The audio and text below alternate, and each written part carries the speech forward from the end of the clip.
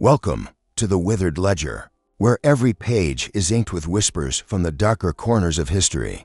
Tell me if you were lost on a moonless road, cold wind biting at your skin, and you saw a lone lantern swaying in the dark. Its glow warm, its promise simple. Come closer, would you follow it? In the winter of 1876, on a ridge above a dying Appalachian village, a grieving widow named Helen Ross lit her lantern each night. Locals swore it was for love, to guide her husband's lost soul home. But the same villagers began vanishing from their beds, only to be found at dawn, barefoot and dazed, standing in the frost before her door. They say the lantern's flame could answer grief with peace, or madness, that it could take hold of you and never let go. Tonight, we climb Windrow Ridge and stand beneath the widow's light. Windrow Ridge was not a place that asked to be found. It rose like a long, sleeping beast out of the dark Kentucky hills, its slopes thick with chestnut and oak, the tree line swallowing sound the way moss swallows footsteps. By day, it seemed harmless enough, a ridge like any other, its crest lost in slow-moving fog. But by night, especially on those moonless nights when the sky pressed low and black, it became something else entirely. That was when the light came, a single lantern, swaying faintly against the wind, glowed at the very top of the ridge. Seen from the valley, it was a pale and stubborn flame, the kind of light that should have been swallowed by the darkness around it but never was. It burned as if the night had been made to serve it, not the other way around.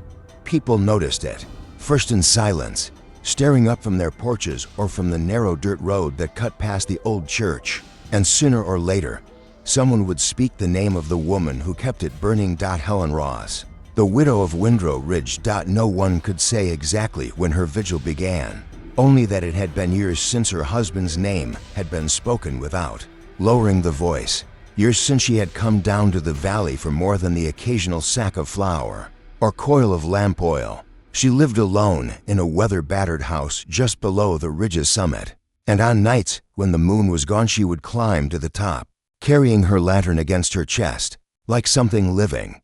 The villagers told stories about why she did it.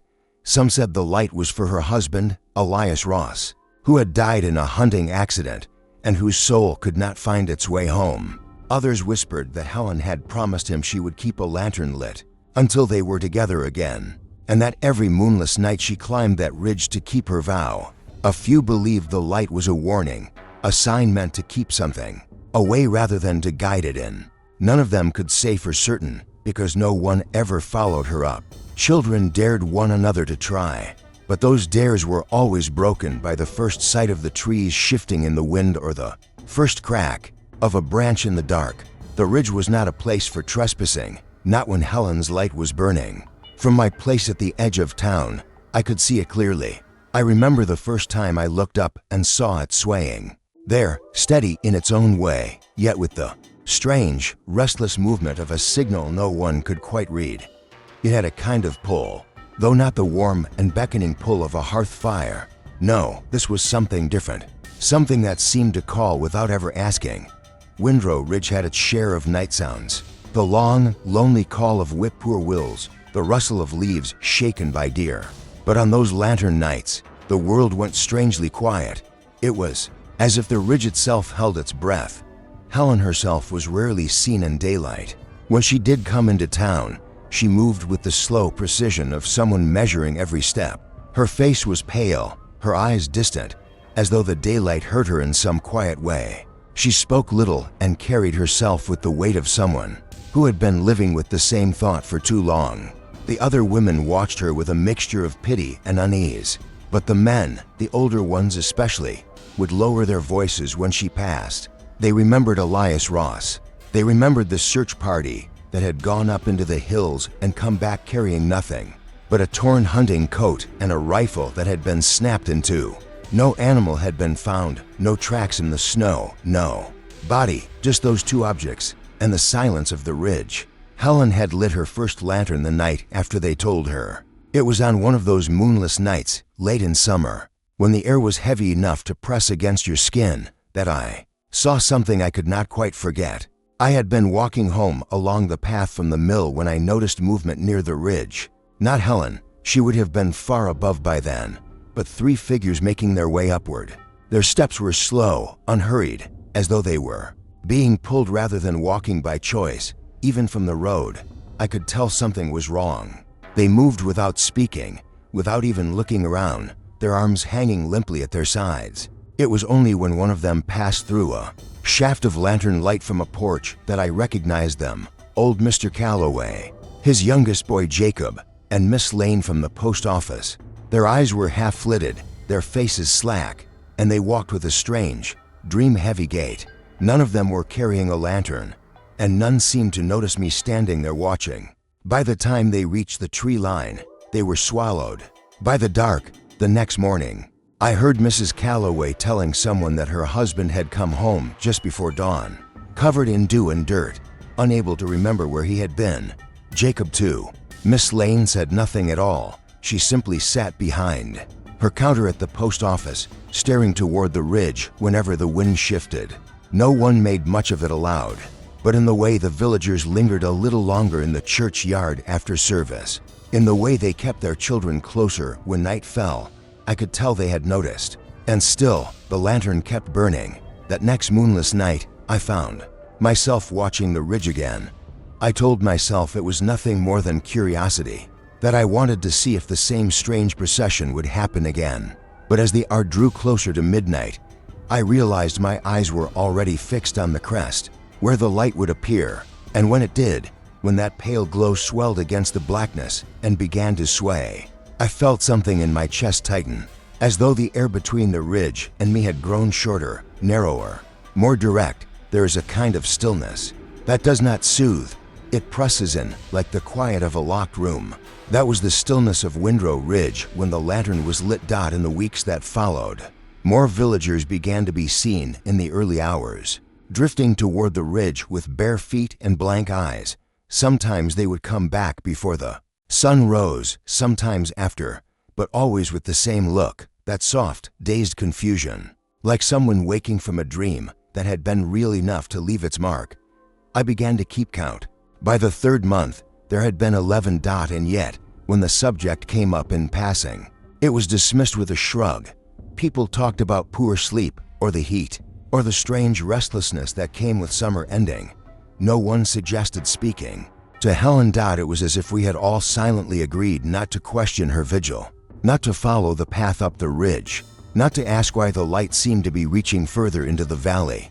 Each time it was lit. There are certain rules in a place like Windrow, old rules, unspoken ones. If something has always been there, you do not pull it apart to see how it works. But as I stood one night on my porch, the lantern burning steady above the trees, I could not help but wonder how long we could keep looking away, and whether Helen Ross was the keeper of that light, or only another one of its servants. The rain had chased him for 3 days. It moved like a shadow at his back, never more than an hour behind, until the clouds finally broke over Windrow Hollow. He came in by the old wagon road, a narrow artery of mud carved between leafless trees, his boots clinging to the earth like it wanted to keep him. The ridgeline rose in the distance, dark, patient, watching, and though he could not yet see the lantern, he felt its presence. The drifter carried little more than a canvas satchel, a hunting knife, and a face that looked older than his years. His name, when asked, was Elias Gray. He had walked from the Tennessee line, with no destination but away, the kind of man whose past was stitched shut and hidden under too many layers to pick apart. Windrow Hollow was small enough to see.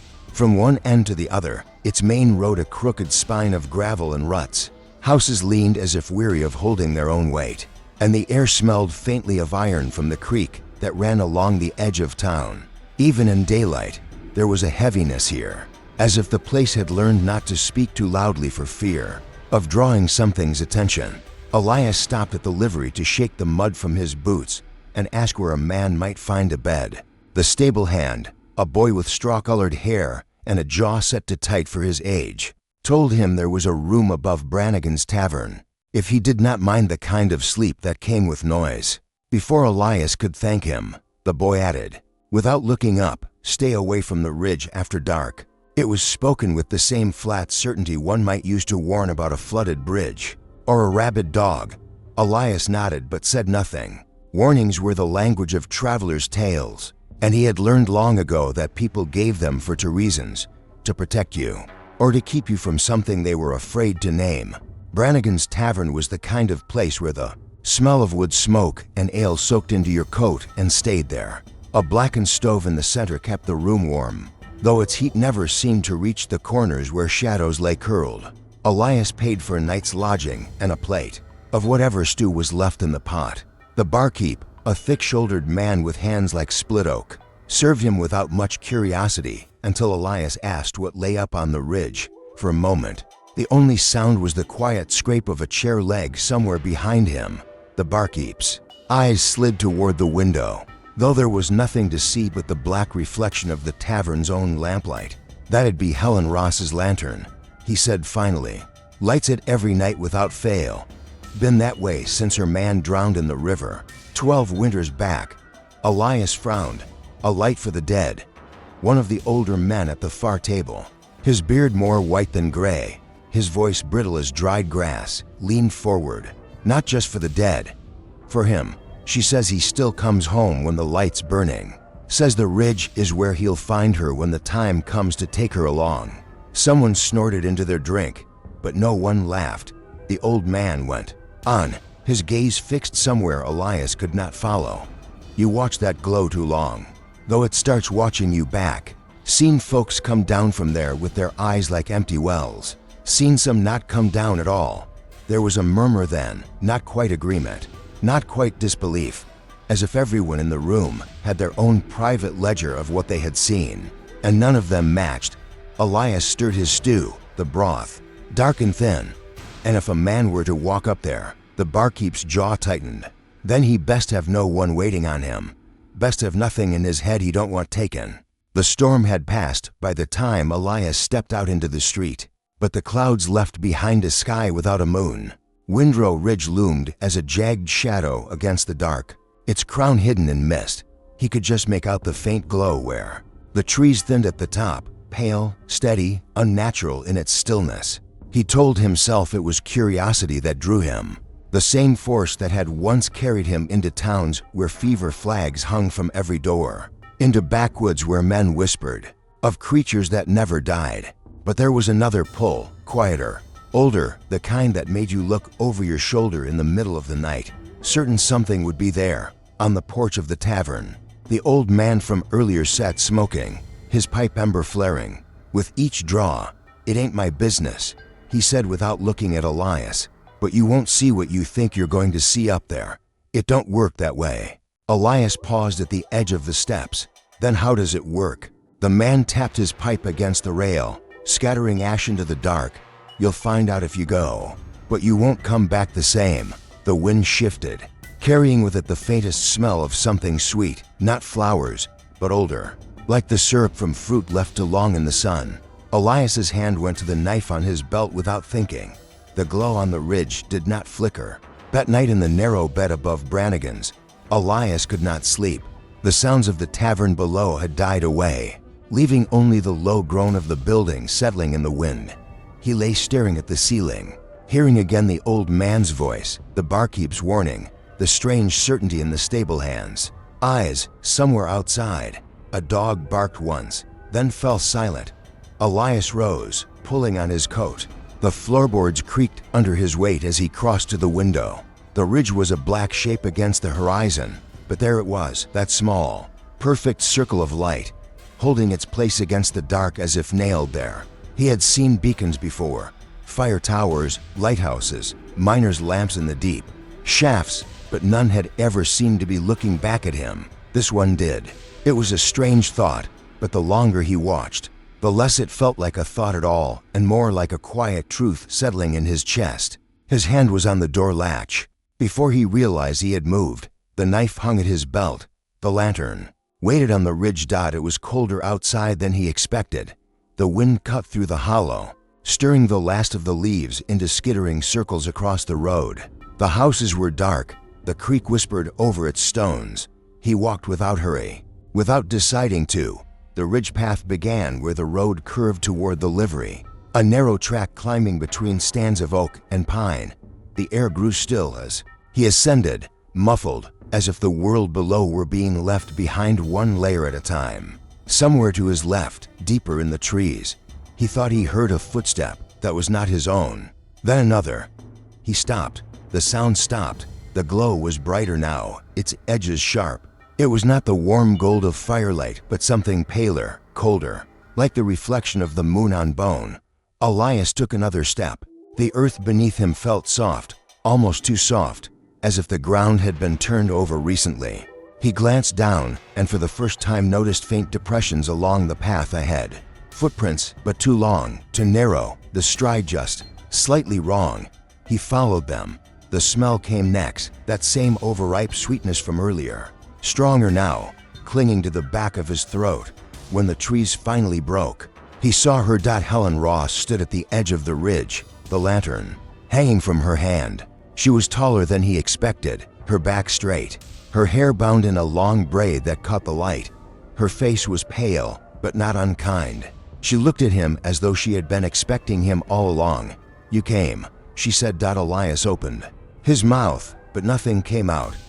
Behind her, the darkness rolled like a slow tide. The lantern's flame did not move.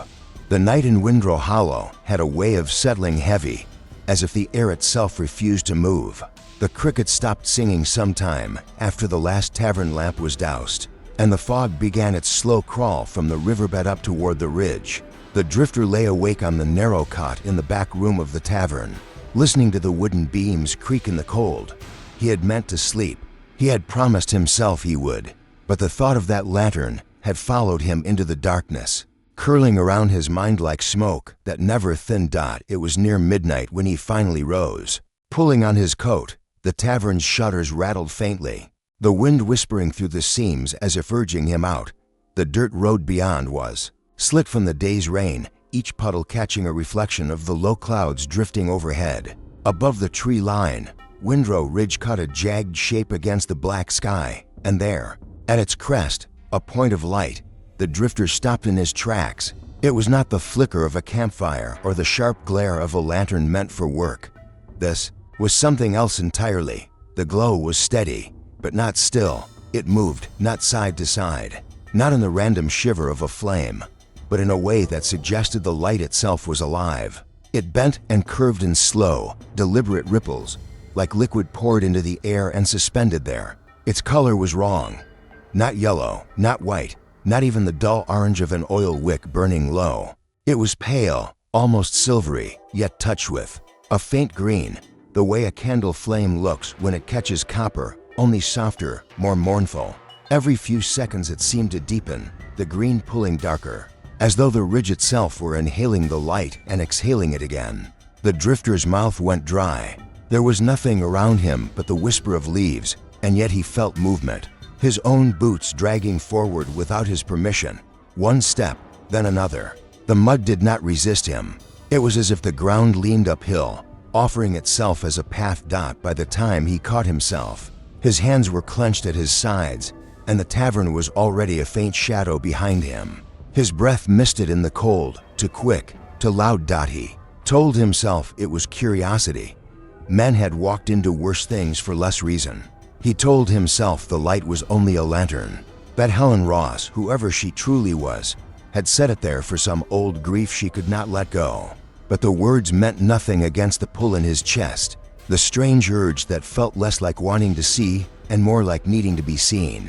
He crouched beside a fallen log, eyes fixed on the ridge. The glow was brighter now, yet no shadows moved beneath it. It was not throwing light the way a lantern should. There was no circle of gold around it, no flicker in the brush. Instead, the dark seemed to lean away from it, peeling back like fabric under a slow hand. And then he saw her, a lone figure, small against the sweep of the ridge, standing perfectly still beside the light. Her silhouette was unbroken, no tilt of the head, no shift of the arms. The fog lapped at her skirts, curling around her without touching. She was no more than a shadow herself. Yet there was something sharp about her outline, the way the edges refused to blur. The drifter squinted, trying to make out her face, but the glow seemed to bend away from it, as if it wanted him to look everywhere else first. Her hands were clasped before her, pale against the dark of her dress, and though he was far too distant to hear, some part of him swore she was speaking, not in words, but in a rhythm, slow, even, like a tide sliding in and out. A shiver passed down his spine. He thought of the tavern keeper's voice, low and trembling, warning him not to stare too long. He thought of the stories, that the lantern guarded the soul of her lost husband, that those who lingered under its glow returned different, or did not return at all. The wind shifted, carrying with it the faintest scent of something sharp and metallic. His tongue tingled.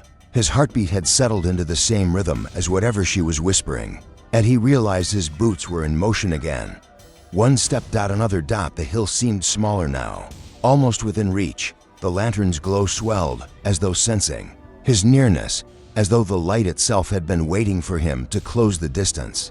His eyes burned, but he could not look away, and then, just as he crossed the low stone fence that marked the edge of the ridge path, Helen Ross turned her head. It was a movement so slight it could have been a trick of the fog, but he knew it was not. Even from this distance, he felt the weight of her gaze, cool, unblinking. The way the ground feels before the first roll of thunder.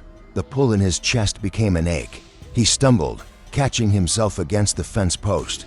For the first time, he realized there were no sounds at all. The crickets were gone. The wind had died. The forest itself seemed to be holding its breath. Only the light moved, and it was no longer swaying like liquid. It was leaning toward him. His knuckles whitened on the post. Something in the back of his mind screamed to turn away, to run back down into the hollow and let the ridge keep its secrets. But another voice, softer, more familiar, urged him forward. It was not his own. It was the voice of someone who knew his name. When he blinked, the light had drawn closer, though Helen had not moved. The fog swirled around them both, and for a moment he thought he saw another figure standing just behind her, barely visible, its outline trembling like heat rising from stone. He did not breathe. The glow flared once, so bright it burned the edges of his sight, and in that instant, he felt a sudden weight in his chest, as if a hand had closed around his heart. Then, darkness. The lantern dimmed. The figure behind Helen was gone. The drifter found himself leaning back against the fence, breathless, cold, sweat running down his spine. The ridge looked the same as it had when he first stepped outside. Only the faint glow of the lantern remained, steady and strange against the black sky. Helen had turned away again.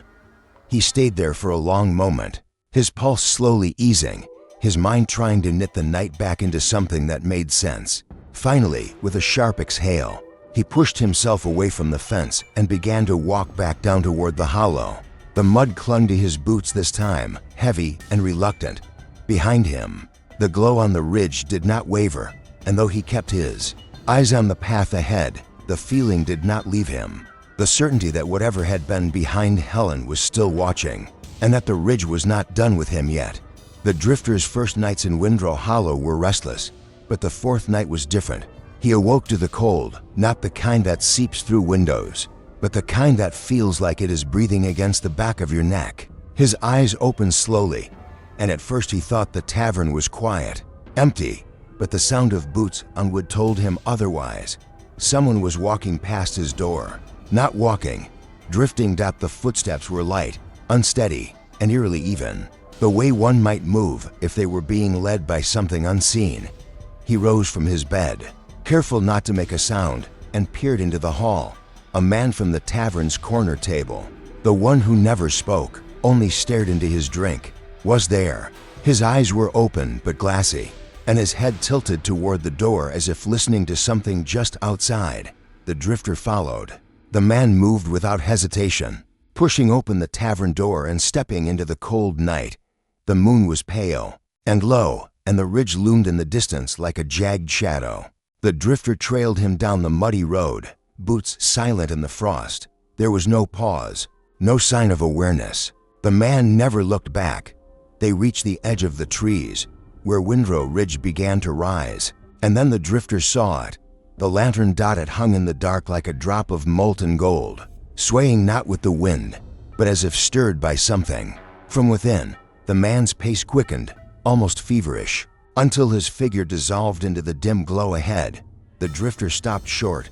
For a moment, The forest seemed to lean inward, listening.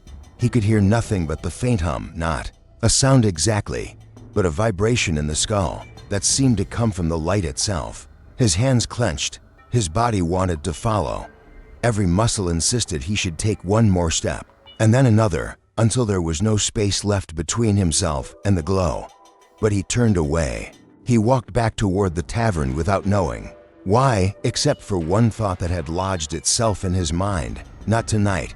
When dawn broke, the drifter asked the innkeeper about the man he had followed. The innkeeper frowned, wiping a glass slowly. What man? There had been no one in the tavern by that description. No one who would have left in the night. No one who should have been on that road. And yet, at the edge of his boot, the drifter noticed something. A faint line in the mud leading toward the ridge. Footprints. Bare, as if someone had walked out into the frost without shoes. Without thought, without fear, the trail ended where the trees began. And there, in the cold morning light, a tiny reflection glinted on the ground. A bead of golden liquid, still warm to the touch. The first sound was not the sound of wind or rain. It was the deliberate, unhurried sound of feet. The drifter woke in darkness, his body rigid before his mind could even catch up. A low, rhythmic scuffing passed outside the crooked shutters of his rented room, like the dragging of boots through loose soil. He held his breath and listened. It was not one person, it was many. The cadence was strange. All of them walking in the same measured pace, heel, toe, pause, heel, toe, pause. He swung his legs over the side of the bed, careful not to make the floorboards speak. The air inside felt colder than when he had gone to sleep, as if the walls had opened slightly in the night to let something in. Through a gap in the shutters, he saw figures moving down the street in a silent procession. Men, women, and children, some still in night clothes, some barefoot, all with faces slack and eyes reflecting the moonlight in dull glints. Their chests rose and fell, but their bodies moved like puppets whose strings had been pulled by the same hand. They did not speak. They did not look at each other. The drifter's first thought was that this was a dream. But his second thought, heavier, sharper, was that he had seen eyes like that once before. Years ago, in a coal town where a shaft collapse had trapped 30 men underground for a week. The survivors had come out walking slow and silent like this. Not because they wanted to, but because something inside them had not found its way back to the surface. But these villagers had no such excuse. He pushed open the door. The cold struck his skin instantly, but it was not the kind of cold that came from the air. It was the cold of standing too close to something that should not exist. The line of villagers moved past him without acknowledgement, their feet whispering against the dirt road, leaving soft, shallow prints. He counted 14 of them, each with their gaze fixed forward. He noticed then that they were all walking toward the ridge, the same ridge where he had first seen the lanterns. Strange. Glowed out. The drifter followed. He kept well back, matching his steps to theirs so that the sound of his own movement was swallowed by theirs. The moonlight was bright enough to paint their shadows across the frost-hardened ground. But as he watched, those shadows seemed thinner than they should have been, faded outlines, as though the light could barely catch hold of them. They reached the edge of the village, where the path thinned into the woods. The trees there had the look of a place that never fully thawed, their bark pale and flaked, their branches curling toward the ground like brittle claws. No one stumbled, no one slowed. The deeper they went, the more the air seemed to hum, a low vibration, not quite sound, not quite feeling, pressing in from every direction. The drifter's heartbeat began to match its tempo without his permission. Through the lattice of black branches ahead, he saw it, the lantern. It stood on a flat rock at the center of a clearing, its light a shade that could not be named, not gold, not silver, not any color a flame should be. It shimmered in a way that made the eyes ache, as though it were both moving and still, rippling like liquid yet holding shape. The glow clung to the trunks of the trees, made their bark glisten as if coated in a fine, wet-sheen dot. Around the lantern stood Helen. She did not look up as the villagers arrived. She simply turned the lantern slightly, tilting it until its glow spread wider across the clearing. The drifter felt it strike him like a slow wave, not heat, not light, but a pull, a soft, deliberate hook inside the chest. The villagers formed a ring around her, spacing themselves evenly without a single spoken word. They swayed, just barely, as if to a rhythm only they could hear. Their feet stayed rooted, but their upper bodies moved in a slow arc, forward and back, forward and back. Helen finally spoke. Her voice was almost conversational, as though she were addressing a crowd gathered for a story. "You came," she said, not looking at any one of them in particular. "He is close tonight." The drifter realized she was not speaking to the villagers, or not only to them. The swaying grew more uniform, timed to the unseen rhythm.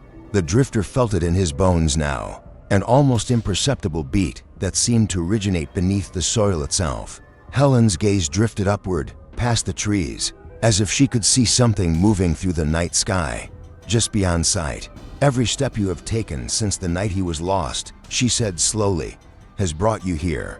Every dream has been his calling, and now you will keep him close." The lantern's light thickened, stretching upward in a narrow column that seemed to carry the shadows of the swaying villagers with it. The drifter blinked, and for an instant, he swore he saw those shadows twist in midair, writhing like shapes caught in deep water. The villagers did not flinch. He stepped closer, moving along the outer edge of the clearing. Each step felt heavier than the last, as though the ground itself was reluctant to release his feet. Then he saw their faces clearly. Their eyes were open, but the pupils were wide and the irises dulled to a pale, watery shade. Their lips moved faintly, shaping words too soft to hear, though some part of him knew they were not words for the living. Something was feeding here. It was not the kind of hunger one could see, but he could feel it in the way the air pressed in around him, the way the breath in his lungs seemed just a little harder to keep. It was a quiet, patient feeding, pulling not at flesh but at the invisible marrow of grief itself. Helen's voice rose slightly, not loud, but carrying an undeniable command. "Do not turn away from it. Do not close your hearts. This light is all that is left of them." The drifter's hands curled into fists. Every instinct told him to grab the lantern, to crush it, to break whatever spell it had woven over this place. But he knew, without understanding how, that touching it would not end it. It would end him. The villagers began to hum, low at first, almost beneath hearing, then building until it was like the sound of a far-off wind in a hollow space. The hum was not in unison. It wavered, each voice slightly out of step with the others, but together they formed a texture that felt almost alive. Helen closed her eyes. The light pulsed once, then again, as though answering to the rhythm. The drifter took a step back. The trees at the edge of the clearing seemed to lean in, their branches lowering fractionally, and for a wild moment he thought they were listening to. Something shifted inside the lantern. Not a flame, no, it was too fluid for that, but a shape moving slowly, as if circling within the light. He could not make it out, but the longer he looked, the more certain he became that it was looking back. The hum deepened. The villagers leaned forward in unison now, their faces lit in that impossible glow, their expressions empty yet intent. Helen raised her hands slightly, palms out, as if guiding the unseen rhythm. The drifter knew then that this was not the first time the sleepwalkers had gathered. This was a ritual as old as the grief it fed on, and it would not end until there was nothing left of them to take. He stepped further back into the shadows, his heart pounding in a rhythm that did not feel like his own. Somewhere inside the light, the shape shifted again and smiled. The wind on the ridge was different that night. It was not the restless, whispering kind that moved through leaves like a rumor. It was heavy, almost breathless, as though the air itself waited for something to begin. The drifter had climbed the path in silence, each step sinking into damp earth. He had been here the night before, hidden among the pines, watching the strange gathering in the lantern's glow. But tonight was not for watching. Tonight was for ending it. The village slept, below in stillness, but he knew it was a shallow, false sleep. Those people, the ones who swayed in the light, they would wake without knowing why, their legs pulling them toward the ridge like iron toward a magnet. Helen would be waiting for them, the flame cupped in her hands like something both sacred and dangerous. He carried no weapon. He had thought of bringing one, a branch, a knife, even a rock, But what he had seen in that lantern was not something you could cut, or strike, or kill in any simple way. And yet, he had to try. When he reached the crest, she was already there. Helen stood with her back to him, facing the edge of the cliff where the land dropped away into blackness. In her hands, the lantern burned, but not like any fire he had ever known. It was alive. The flame twisted and rippled with a depth that should not have been possible in such a small space. It moved in layers, as though behind the surface of the glass there were other rooms, other spaces, and in those spaces, movement. He saw shapes. They were faint, like shadows half buried in fog, but they shifted and reached, pressing against the glass with slow, aching motions, limbs, faces, the curve of a shoulder, the flicker of eyes that opened and closed. It was not the first time he had seen them, but now he looked longer, and as he looked, something in him began to bend. He thought of people he had lost, names he had not spoken in years, faces that had faded into a dull ache, and suddenly he could almost see them inside the flame, their hands pressed against the glass. A voice came from the darkness. "If it goes out," Helen said, "we all go with it." He did not move closer yet. "You said it kept him close," he said. Her back remained to him. The wind caught the edge of her dress, lifting it slightly. But she did not shiver. "It does," she said softly, "closer than you know." He took a slow step toward her. "It is not him." This time she turned her head, just enough for him to see her profile. Her eyes reflected the light, but not in the way normal eyes would. The glow seemed to pulse inside them, as though the lantern's fire had roots deep within her. "You think you know what this is?" she asked. "I know what it feeds on," he said. "I saw it last night. The people, their faces. It is drinking something from them, and from you." She faced him fully now, the lantern still between her hands. "Grief is not meant to be thrown away," she said. "It must go somewhere. This gives it a place. It takes it," he said, his voice low, "and turns it into something else.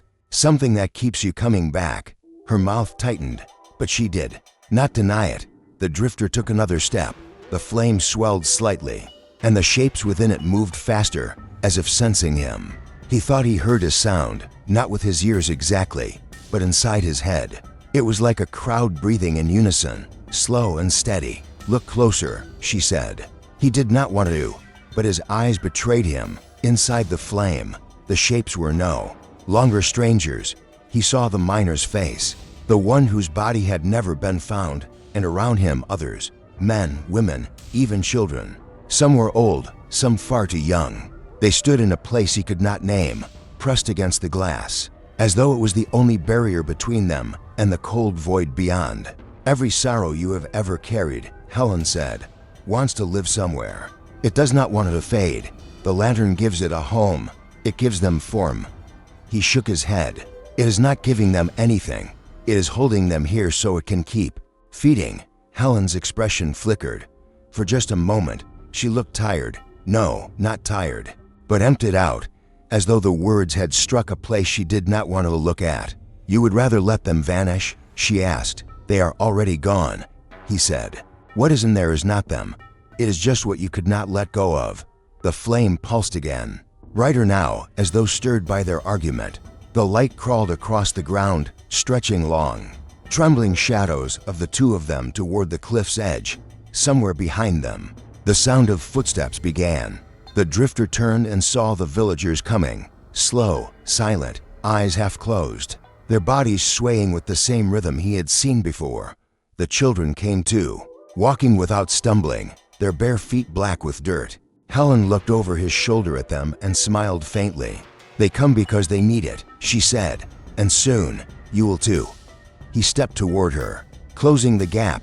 "Blow it out," he said. "If it goes out," she whispered, "we all go with it." He stared at her, searching for the lie, but in her eyes, he saw only belief. Belief so deep it had become its own kind of truth. The villagers were almost upon them now, their circle already forming, their faces slack in the flickering glow. The drifter felt the pull too, like a hand at the base of his spine urging him to stand still, to watch, to let the rhythm take him. He forced himself forward. When he reached for the lantern, Helen moved. She did not step back. but her hands shifted just enough to shield the flame from him. "It will not let you," she said quietly. "I am not asking it," he said, and in one motion, he lunged. His fingers brushed the glass dot. It was like touching a fever. Heat that pulsed and gripped, heat that seemed to pull him in. His vision swam. For a heartbeat, he was inside it. He stood among the shapes. They moved around him in the dim light, their faces clear now. Some he knew, most he did not. They reached for him, their mouths forming words without sound. And at the center, standing utterly still, was a man with coal black hands and eyes like deep water.